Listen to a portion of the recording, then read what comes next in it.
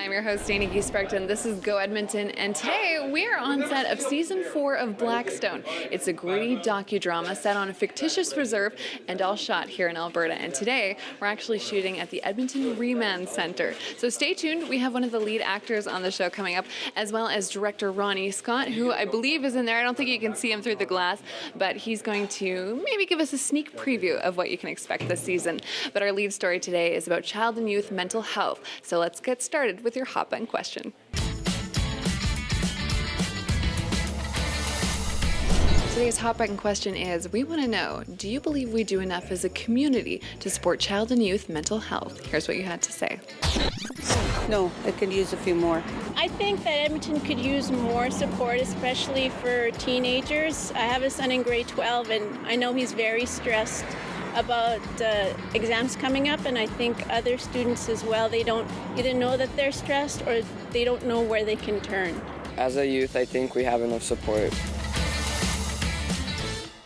And that brings us to our first story. Shot TV's Schrolte Saskew finds out why it's so important for us to recognize Child and Youth Mental Health Day. All right, stay tuned. We're going to be talking with Ronnie Scott, the director and executive producer, as well as writer of Blackstone, as well as one of the lead characters, so stay tuned for that. But right now, throughout the month of May, we are profiling Mayor's Awards. And up first today, we're taking a look at a local arts program that's helping people deal with their disabilities.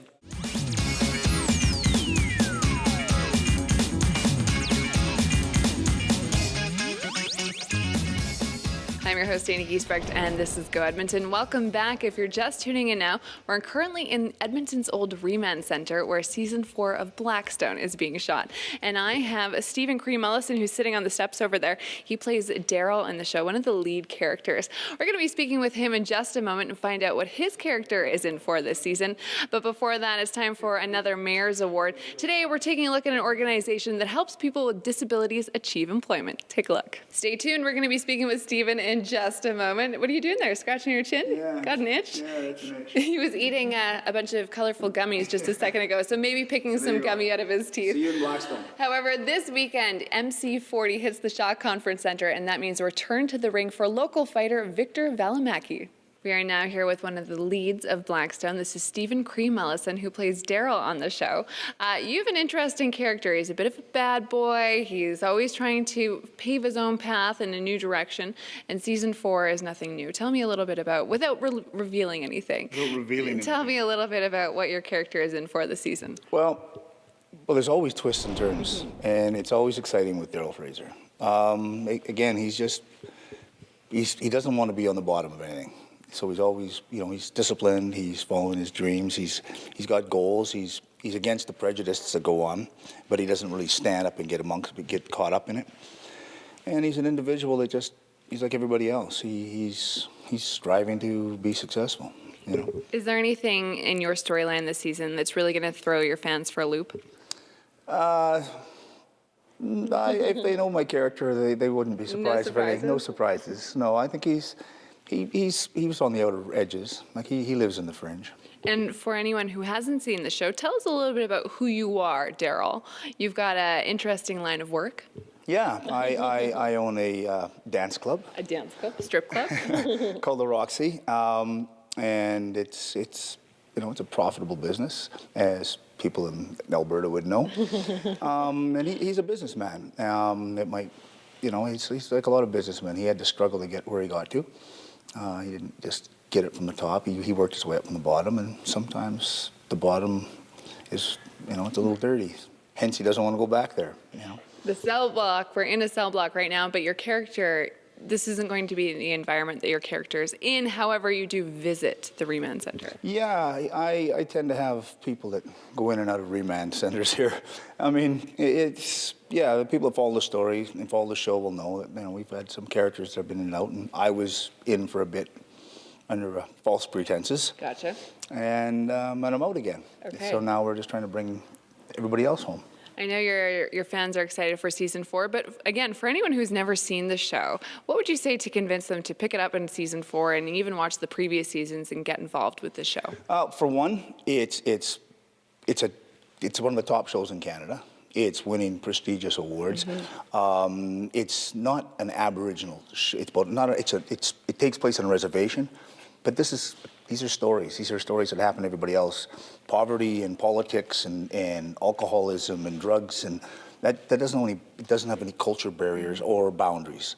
This is about everything. So, and Alberta should be proud that this is one of the top shows, and it's coming out of Edmonton. I mean, it's holding its own amongst top shows. There we go. Thanks so much, Stephen. Thank you very much.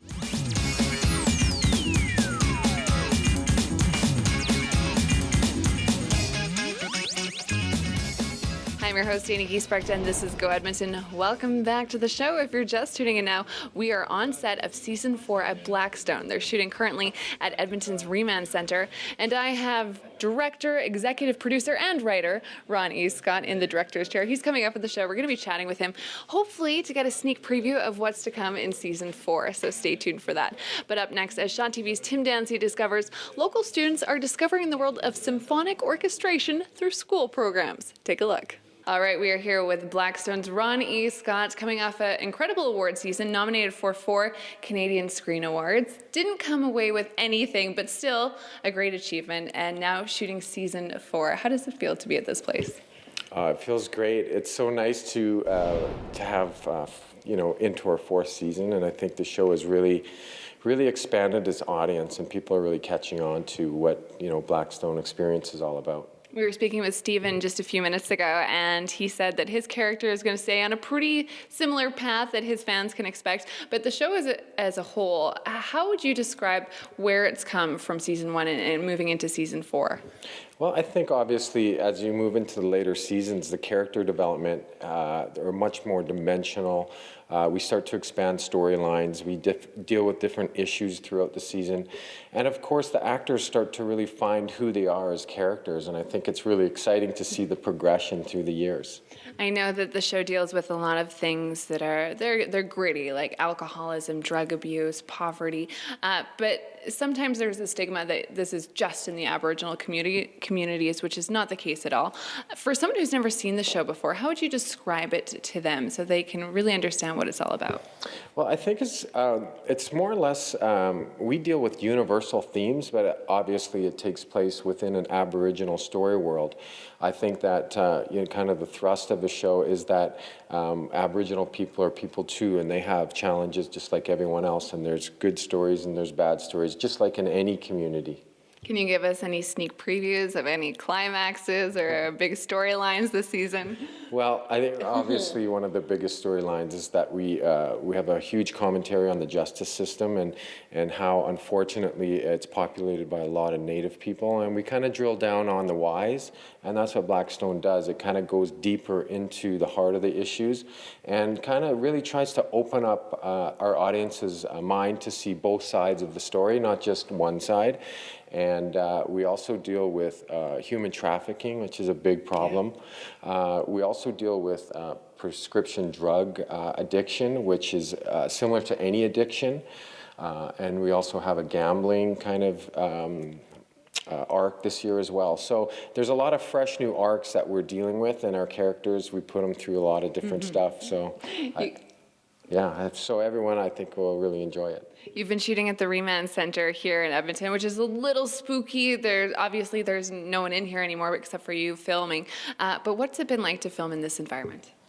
Well, we've only kind of just begun in this environment, but we've definitely scouted it for the last few months. And every time you come in, you just imagine that it was originally built for approximately 370 prisoners, and when it was decommissioned, as it is now, it was well over 850. So there was 3 prisoners to a cell, and it was really crowded, and it just, you can feel when you look around that, some bad things happened here. Yeah, not a happy place for sure. Ron, thanks so much for your time. Thank you. Before we go, here is your on-the-go calendar.